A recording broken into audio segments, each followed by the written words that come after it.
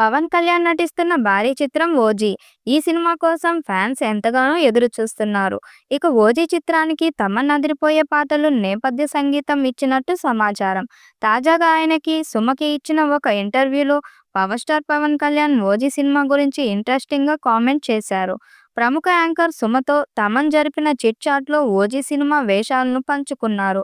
'OG' cinema music complete అయ్యిందని, background score అదిరిపోయేలా వచ్చిందని, release అయిన తర్వాత పాటలు, బ్యాక్‌గ్రౌండ్ స్కోర్ పవన్ కళ్యాణ్ అభిమానులతో ఈలలు వేయించే విధంగా ఉంటాయని తమన్ తెలిపారు.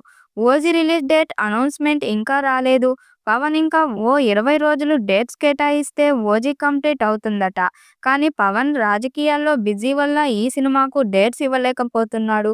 'ఓజీ' సినిమాకు ఉన్న హైప్ తెలిసిందే. పవన్ కళ్యాణ్ ఏ రాజకీయ సభకు వెళ్ళినా అక్కడ 'ఓజీ, ఓజీ' అని అరుస్తున్నారు. ఆ రేంజ్‌లో 'ఓజీ' కోసం ఎదురు చూస్తున్నారు. మార్కెట్‌లో 'ఓజీ'కి మంచి డిమాండ్ ఉంది. అయితే ఇంకా సినిమా పూర్తి కాకముందే థియేట్రికల్ రైట్స్ కోసం పోటీ పడుతున్న సమయంలోనే ఓటీటీ కూడా పోటీ పడుతున్నారంట.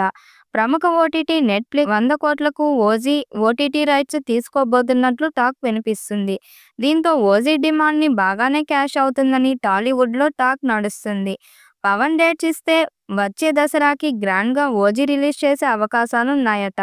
దాదాపు 200 కోట్లు భారీ బడ్జెట్‌తో 'ఓజీ' సినిమా తెరకెక్కుతోందని సమాచారం. ఈ సినిమాని పాన్ ఇండియా వైడ్ కూడా రిలీజ్ చేసే ప్లాన్‌లో ఉన్నారు. 500 కోట్ల గ్రాస్ ఈజీగా కలెక్ట్ చేస్తుందని భావిస్తున్నారు. ఈ సినిమా ఓ యాక్షన్ థ్రిల్లర్‌గా ముంబై మాఫియా నేపథ్యంలో తెరకెక్కుతుంది. ఈ సినిమాలో పవన్ గ్యాంగ్‌స్టర్ పాత్రలో కనిపించనున్నాడు. పవన్ ఇప్పటివరకు ఆయన చేసిన సినిమా ఒకెత్తైతే ఈ సినిమా మరొక ఎత్తుగా మారబోతుంది. కంప్లీట్ గ్యాంగ్‌స్టర్ నేపథ్యంలో తెరకెక్కుతున్నట్టుగా తెలుస్తుంది.